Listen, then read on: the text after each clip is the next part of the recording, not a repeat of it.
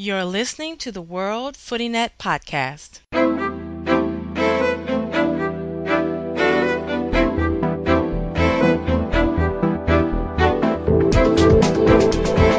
Welcome to the World Footy Net Podcast. You can email us at podcast@worldfooty.net or alternatively, post your comments on the World Footy Net Facebook page. Welcome to the World Footy Net Podcast. I'm your moderator for tonight, Andre Sherrard. You can find me on Twitter at AHT4005. Dre Footy will be in the background engineering the podcast and make sure my errors are corrected. Dre, say hello to the people. Hello, everybody. This is Dre Footy, and I am on Twitter as well, at Dre Footy. And we also have a Twitter account for WFN at WFootyNet. And so follow us and join in the banter. We talk about MLS, we talk about international soccer and everything else. So jump on board. Okay, thank you. We have three co-hosts that I'll be passing the ball to and discuss a wide array of topics in the North American football. First, we have Davin Lassiter. Davin, how are you doing tonight?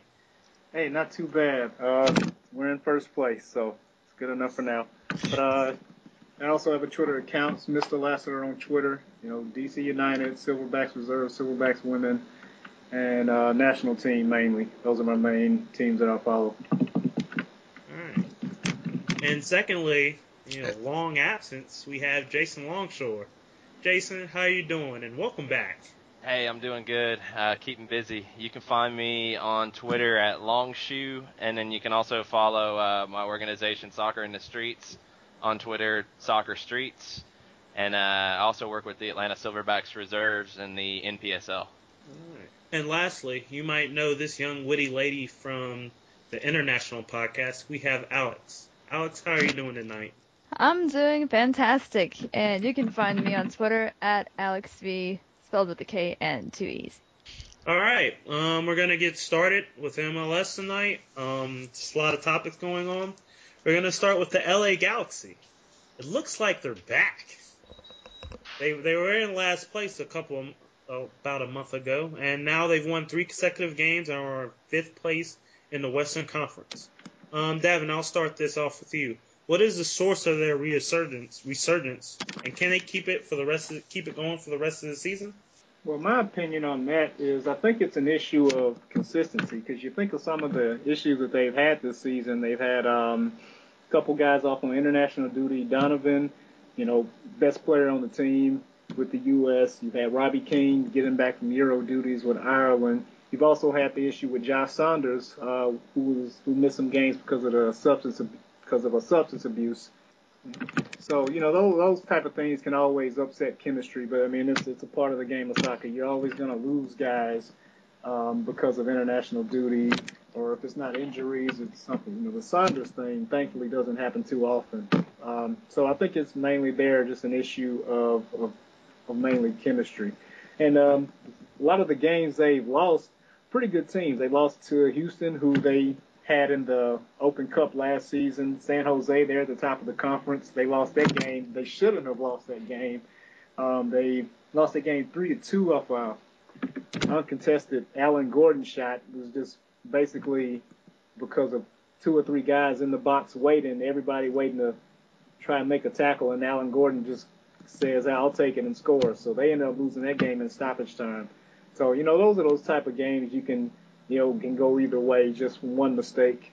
So New York's been playing very well. They're right under D.C. as far as goal differential. Also they're tied with D.C. in terms of points. So a lot of the teams that they have played this season have been pretty good. So my question is, since there haven't been a lot of big trades or big moves in the offseason between this season and last season, my question isn't why have the Galaxy been so bad, but why did they sort of walk over teams so easily last season? Because mainly the teams have been the same. There haven't been any big overhauls. Cooper to New York, Maicon Santos to DC United, but they beat DC in the first couple games in the season, and they only lost through a goal to New York, but it was through Joel Lempier. So I'm just wondering why the other teams suddenly gotten more consistent over the course of not even an entire year. Jason, what are your thoughts about Galaxy?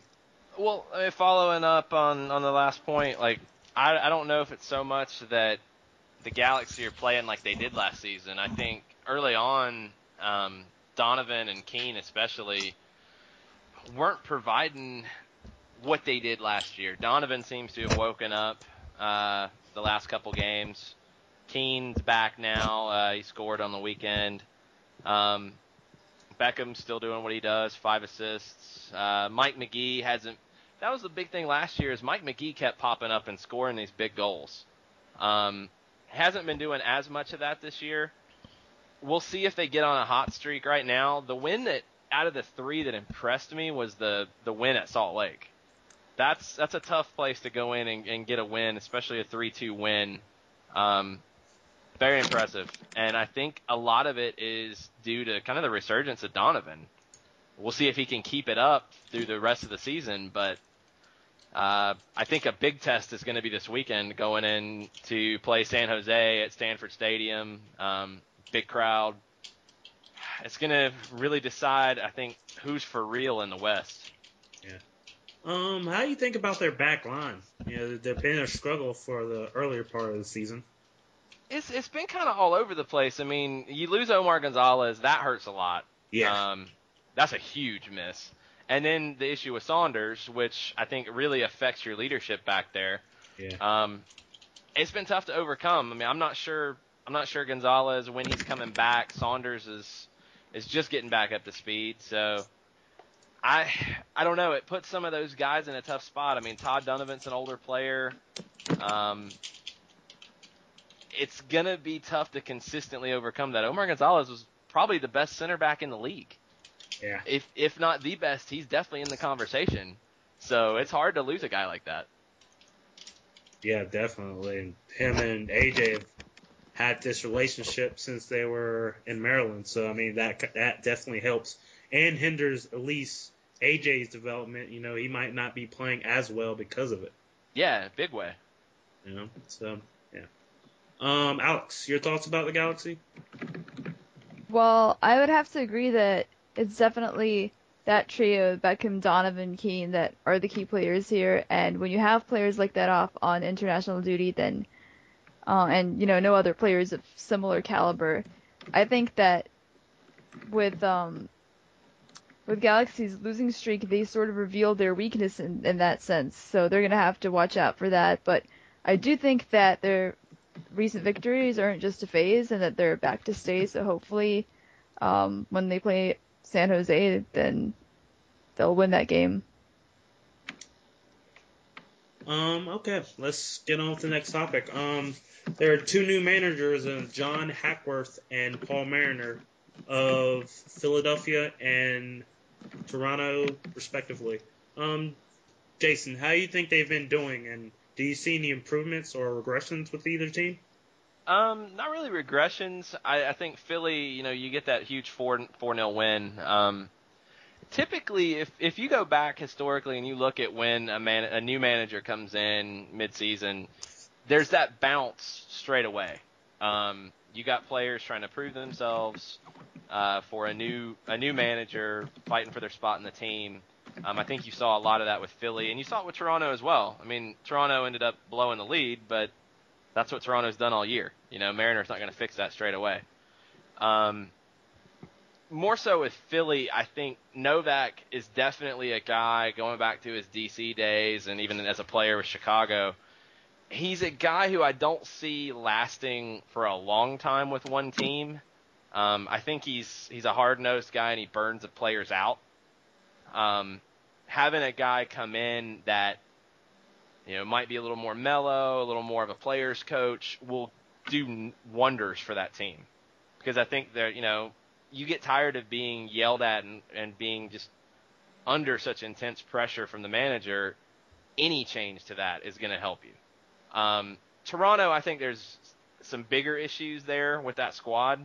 I think Mariner definitely deserves the shot. I mean, he was Steve Nichols number 2 at New England through all of their success. I think he has the ability. Let's see what he can do when he's, the main guy.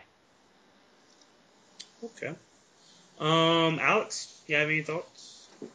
Well, I don't follow Toronto and Philly that much, but from what I can gather, the situation reminds me of the Revs and their new manager, in the sense that you can't really expect a lot from them right now. It's also kind of like Jurgen Klinsmann and the U.S. men's national team. You have to give the new managers a chance. You have to give them time to rearrange and regroup the team into something workable. But I do think that obviously that difference in Toronto and Philly's play has to be sort of visible at this point, because like with the Revs, they haven't been with J Heaps for a long time now, obviously. But if you've seen their games this season, I know they're not high in the standings right now, but if you've seen their games this season and you remember how they played last season, it's like a completely different team.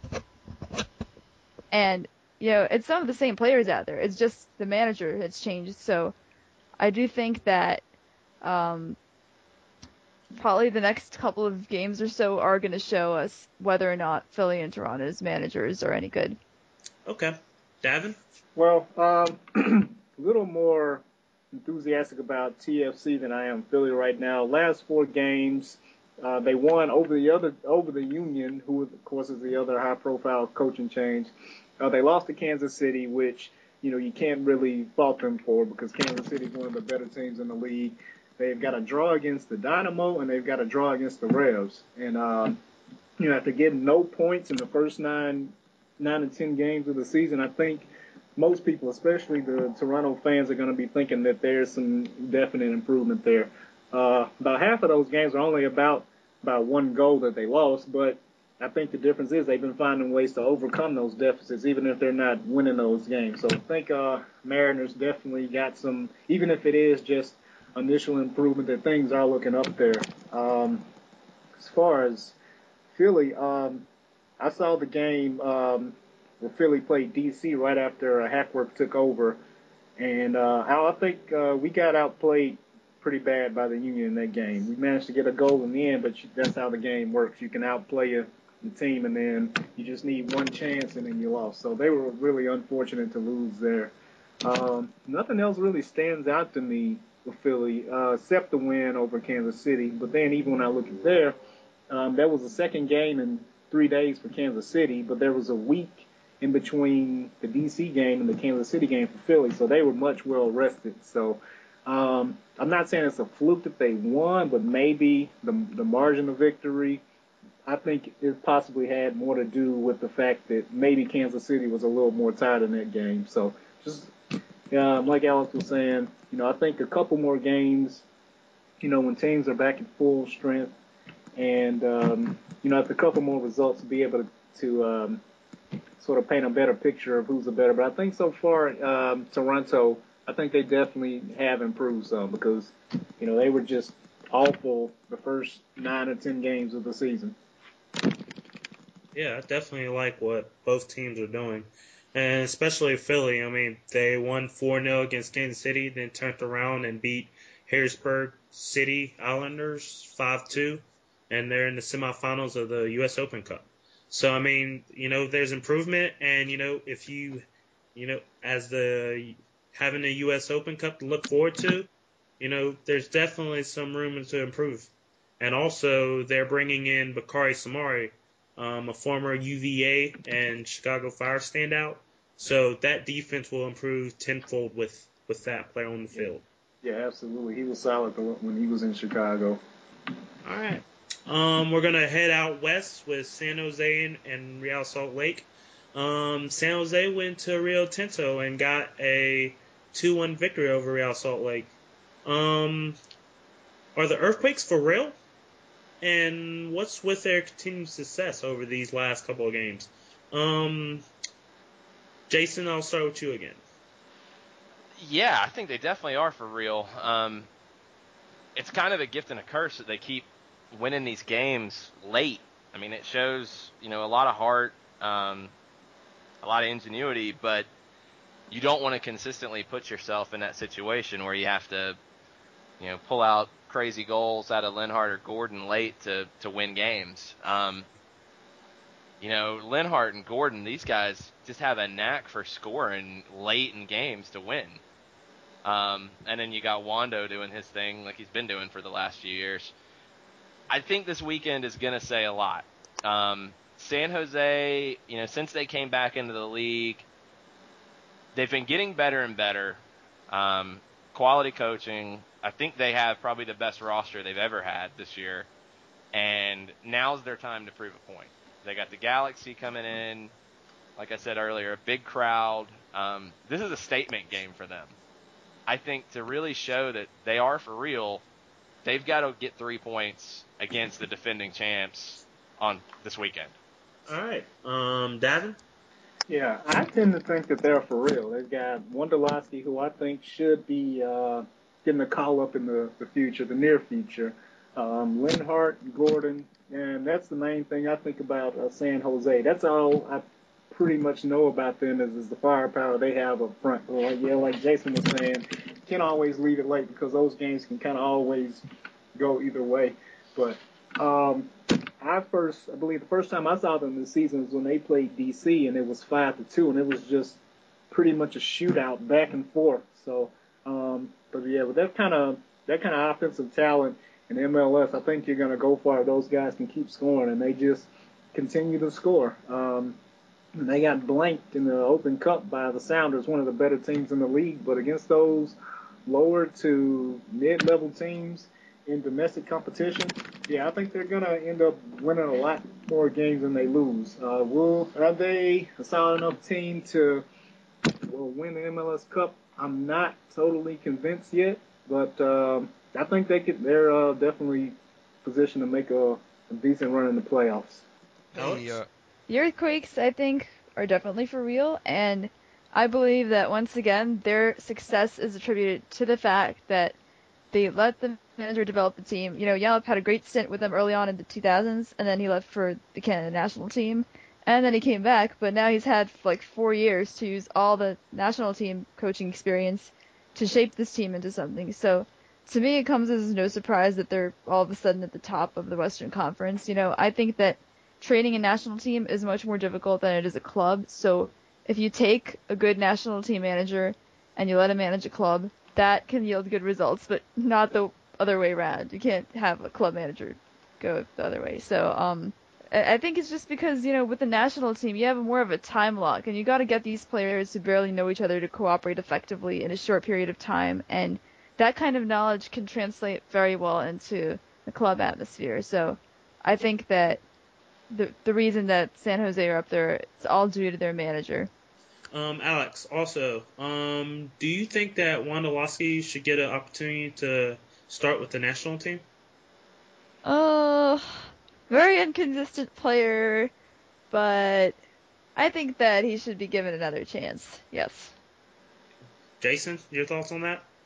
Yeah, I think he should. I really want to see our national team grow out of this thing that we've been doing for years now, where we pick guys a lot of times based off a resume, based off of what club they're at, and based off of a scouting report rather than what they're actually doing. I mean, this guy's scoring goals. He's been scoring goals. It's been going on for a while now, and I think he had a couple bad stints in a couple friendlies, and that's the justification for him not getting a true chance. We got to move past that. The guy's scoring in the first division here. Give him a shot. I will take a guy who's scoring goals at this level, at the MLS level, over a guy who's playing in Europe and not producing. Yeah, you have to give him a chance. I mean, even if he's not up to par, if you think he's not a part of what's going on in Europe, if you don't give him a chance, he'll never learn. He'll never get to that level that you want to get him to. So, if he's producing at home, he's ready for the next step. Exactly. I mean, we went through this for so long where Josie had a good season this year, but Josie was getting a lot of games before that he didn't deserve to play in. Mm-hmm. He wasn't producing. He wasn't doing much at all, and he was still getting that nod. And you had guys here who were producing, like Wondolowski, and who didn't get a chance. Let's see what he can do. And that'll help the league, too. Exactly. I mean, those are the guys who are going to have that chance to move on later. But they have to get those chances. And, the national team is one route for that. I want the best players who are playing the best at the current time. Yep, wherever they may be, right? Yep. Okay. All right. And Wondolowski is he's a better choice than having Juan Agudelo back in the lineup.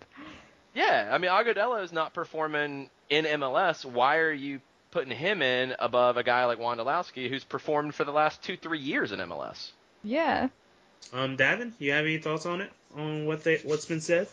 Oh yeah, like I was saying, Wando should definitely get a call up. I don't know if he should just come in and automatically start, but I definitely think he should be in a camp in the near future. Yeah, and if you're not Freddie Adu, you can't just kind of jump in, even if you haven't been doing much in the in the domestic season. But yeah, Wando's I think he's definitely earned a chance.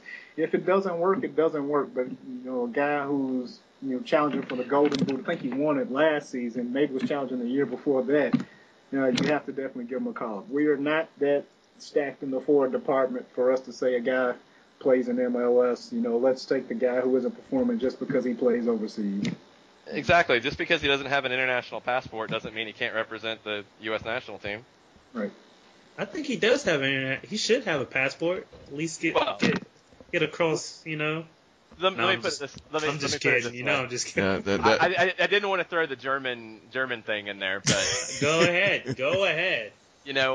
We always tend to look, and this goes back to Steve Sampson. I remember Steve Sampson bringing in David Wagner. David Rage. Oh yeah. It was the Germans. It was Wagner and it was Michael Mason, who played in like the 3rd division in Germany, but had an American dad, so of course he gets in above anybody else. Yeah. And then Michael had a twin brother, Marco, who I don't know where he was playing, and he got called in too.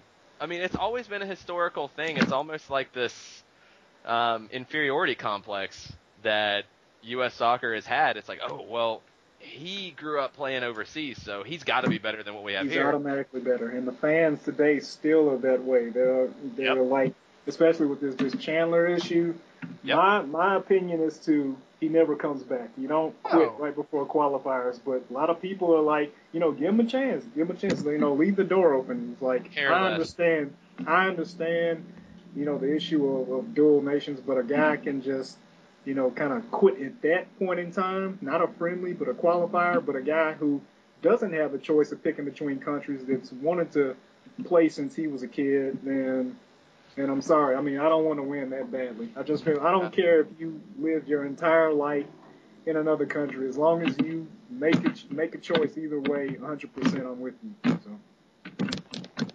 Yeah, I mean, I would choose Fabian Johnson over him anyway. So, I mean, if he can go and wish for that German place if he wants to, so whatever. Yeah, I mean, anybody who calls out of a qualifier, I'm not calling him back.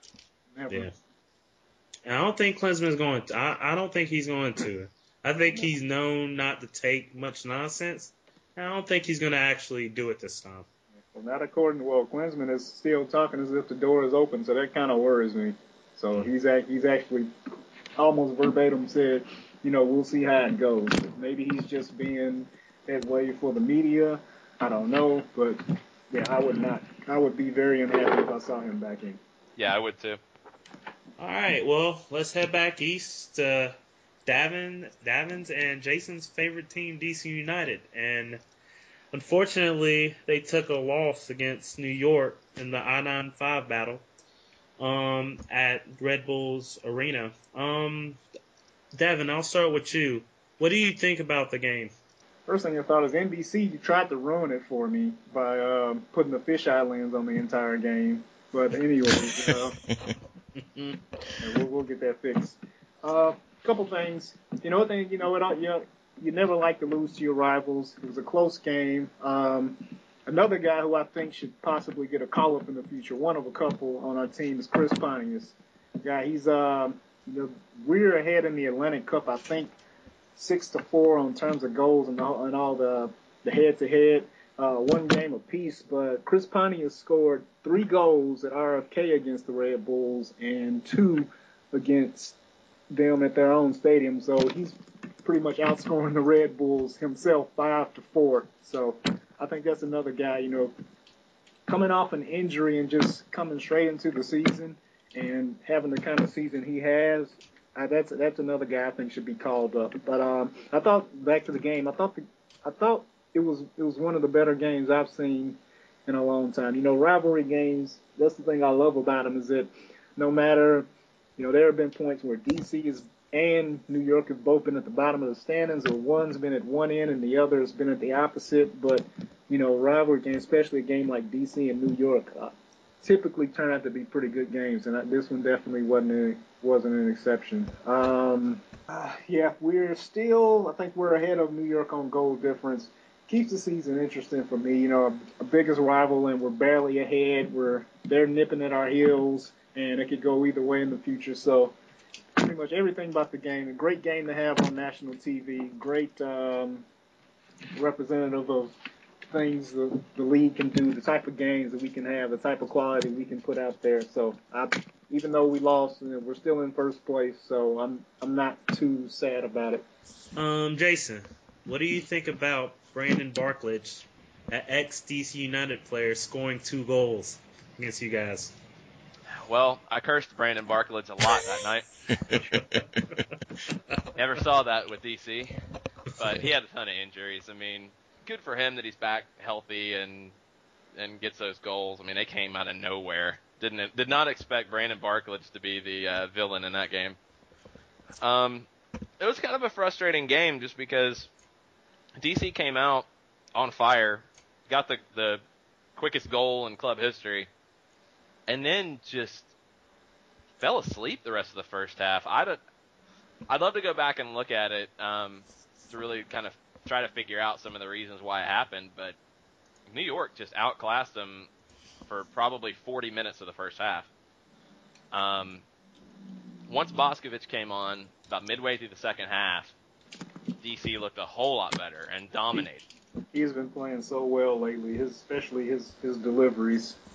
Yeah, you know, and it's funny because I was in DC back in April, and I was talking about it with some friends that I know in the DC area, and I was convinced that Boskovic was going to be gone in the summer when his contract was up, and they weren't going to re-sign him.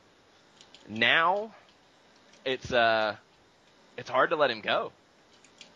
And with all this talk about Shevchenko possibly coming in, I don't know what DC's going to do with the payroll because, you know, Boskovic is the obvious one. His contract's up in the summer. You let him go. You sign Shevchenko. You go from there. Do you think you need him? No, I don't. No. I don't at all. I don't either. And I don't think it's an issue. Like, a lot of people try to get on this, well, MLS signing aging veterans, blah, blah, blah, blah, you know, their retirement league. If I thought I could sign Andrei Shevchenko and he could play 6 months and win me an MLS Cup, yeah, I'm signing him. Yeah. I'm signing him for sure and winning that title.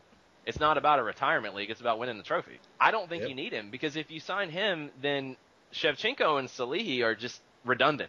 They're going to be doing essentially the same thing. Now, if you can somehow parlay this and move Salihi, bring on Shevchenko, I think it's an upgrade. Not for long. Salihi would be your long-term upgrade, but can Shevchenko do it for half a season here? Yeah, I think he's got half a season in him. Does he have 2 years? No. I think his body's breaking down. Alex, you have any thoughts about the game? Or possibly Shevchenko heading to DC United? Well, I was following that game actually on Twitter, and when I signed in, DC was winning. And I was going to have a good day, so what the heck happened? I just think it's still also a familiar problem with teams letting go of the initiative and, you know, conceding late in the game. New York obviously have great players like Limper and De Rosario who are great at creating those chances that helped Barklage and Pontius score. I wanted the Red Bulls to lose, and I still want them to lose, but I'm glad that DC is no longer lingering in the bottom of the table like last season. And but I do think that even though the Red Bulls are high in the standings, they have a ton of problems. Like, you know, that article I read about the manager like singling players out, even as a joke, it's not a good thing. I remember what happened last time with Liga Mexicana and the manager, talking to the press, naming certain players, never leads you down a good path. And I just think that the Red Bulls, once it gets up to the playoffs, they're not going to be that great anymore. I still think they need a new manager, someone who's going to motivate the team and at the same time, like, not single players out unless he has good things to say to them. That's another guy who gets caught up in the where you're from. Yes, very much. He loves the top players and he leaves the rest for scraps, pretty much. Plus, I think they need to get rid of Marquez. I mean, he's a cancer. He's most definitely. He's never celebrating for the goals. I mean, he kind of jogs, even when he's playing center back, which doesn't have too much responsibility, except for maybe save the goal or two, maybe. But, no. He just kind of jogs around if the ball gets behind him. He kind of just jogs back, doesn't really worry about it. So it's not going to happen. And if you read message boards or talk to people, I think you kind of see how it is. I've had people say, it's just MLS.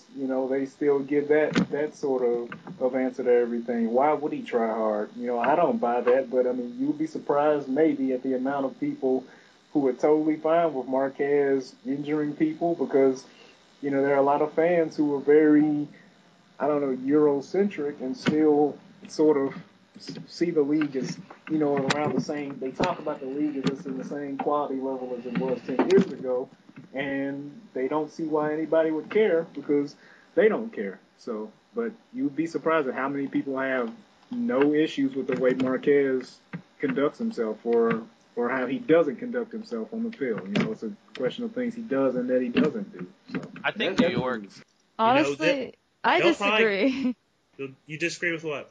I don't think it's about Marquez, although his attitude has at times been a bit crazy, but I think it's just a matter of getting a better manager who can get the team together and get them playing as a team, and not, all these stints that they have of individual players occasionally breaking out and doing something awesome. I think it's a little of both. Yes. I think, it goes hand in hand. I think, the manager is a problem because if he can't control, one of the top players on that team, one of the faces of the team, then he can't. How can he motivate Brandon Barklage and Tyler Ruthven if he can't motivate Rafa Marquez? Rafa Marquez doesn't, live in the stratosphere. He's still on that team and he's still playing. And when he's the one, when you score a goal and you look back and you see Marquez just jogging back, doesn't care. When you give up a goal and you see Marquez just jogging back, he doesn't care. It hurts you. It hurts your morale for the team. And if the manager can't control that, then Marquez shouldn't be on the field. All right. We have the U.S. Open Cup. We have the Final Four with Seattle, Philadelphia, Kansas City, and Chivas USA. Unfortunately, none of the lower league teams were able to make it. Jason, what do you think about these quarterfinal games, and who do you think is going to win the U.S. Open Cup or the Siggy Smith Cup, apparently, since they might win another U.S. Open Cup? Well, at least they'll have a tougher route this time, not able to just buy every game. So I'm glad some of the changes have been made, even though they did find a way to buy one game. It's hard to say. I mean, for Seattle, that's a big point of pride is the Open Cup. I'm glad to see teams that do take it seriously. I loved seeing some of the runs that the lower division teams made this year. That's always a big thing for me. I've loved the Open Cup from the minute I heard about it. I remember in '95 when I was in high school, hearing about the Atlanta Ruckus hosting an Open Cup game. I was like, what's this? And then doing the research about the history of it and getting to follow, in '96 when Rochester in their first year made a run. They beat Tampa Bay, they beat Colorado, and then a couple years later they actually won the thing. They're the last lower division team to win it. The Cal FC story was great this year. Harrisburg was a great story, getting as far as they did. But when you get to this point, you're down to the big boys, the deep rosters. It's hard to overcome that for a small team. I think it's Seattle's to lose. I think they're the strongest team here. They know what this tournament means. They're going to put everything into it. I think it's theirs to lose. Okay. Alex, you have any thoughts about the U.S. Open Cup? Well, I was a bit surprised that all of the NASL teams lost out on us. But, considering who they were up against, I guess it's forgivable. I'm kind of biased in terms of, who's going to win. I would either pick Seattle or Chivas.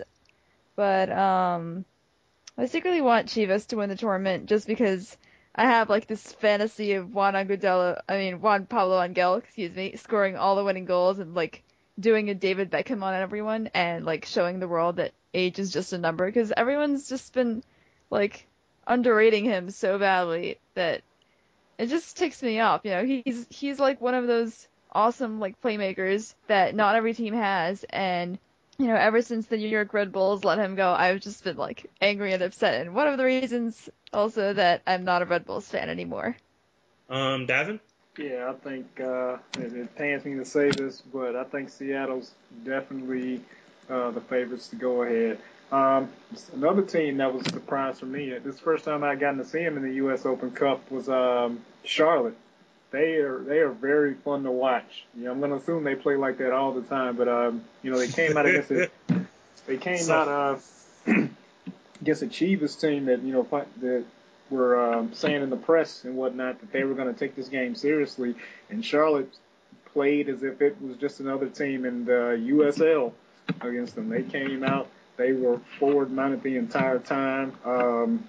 Had a great equalizer, but in the stoppage time, I think Correa's scored, and they went all the way down to the end. They can keep that team together. I'm assuming some guys will move up, maybe a couple guys in MLS next year. Whatnot. If that team can stay together, that could be a very good team for the future. Maybe a run next year. So past that, I don't know, but yeah, that was a team I was very impressed by. Yeah, yes. I think Sorry for the chuckle.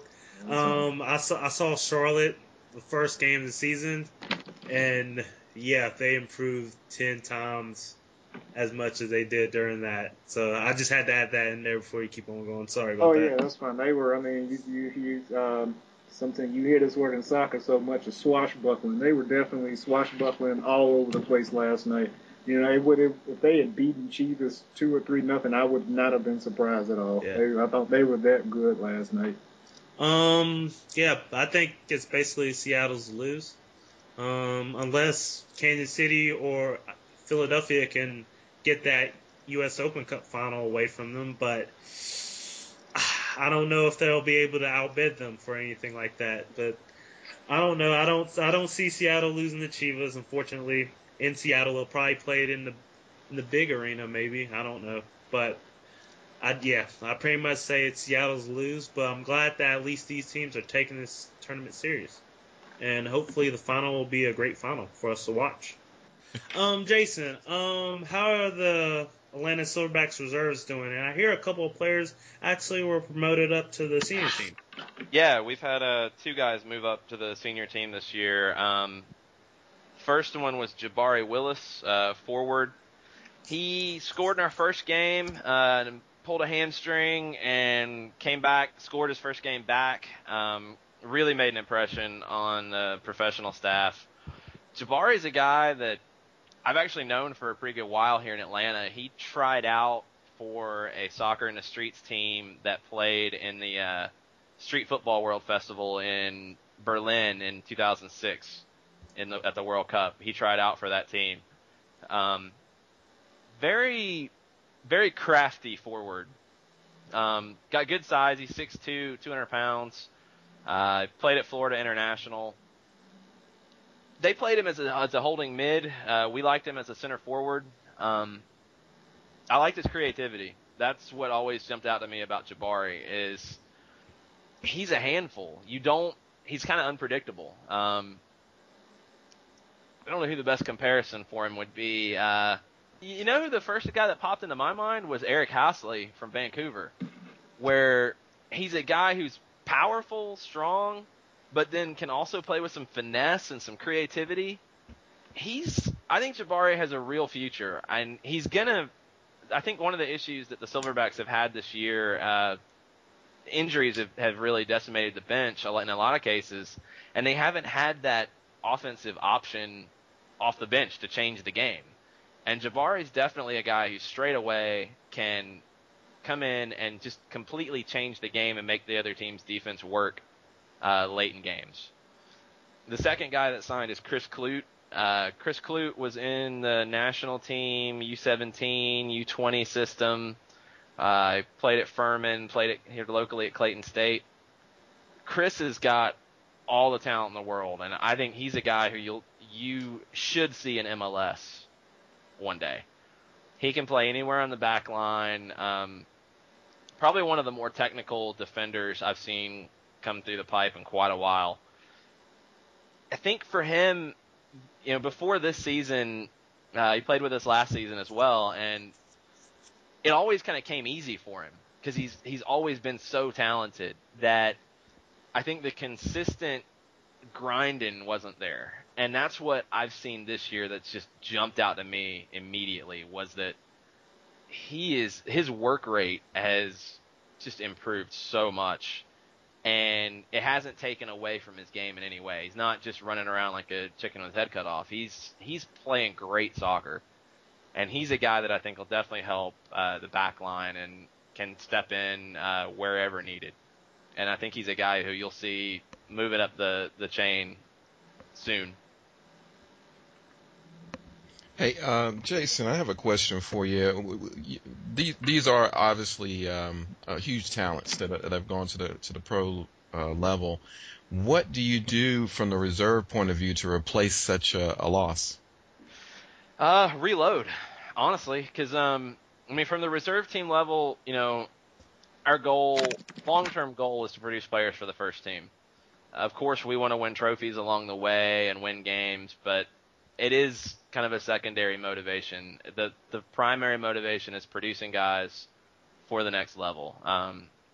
In addition to Chris and Jabari, we've got Junior Sandoval, who came back to us. He'd been with us when we were Atlanta FC before we partnered with the Silverbacks, then signed with Puerto Rico. Got injured at Puerto Rico his first season and never got settled. Came back to Atlanta on loan last year and was out of contract and started the season with us. And again, Junior's another guy who it's really cool for me to see Junior now as opposed to when he was 17 and he first started with us. Just the overall development in his game. And he's now on trial in Honduras, in his native country, with Marathon, one of the biggest teams in Honduras. Mm-hmm.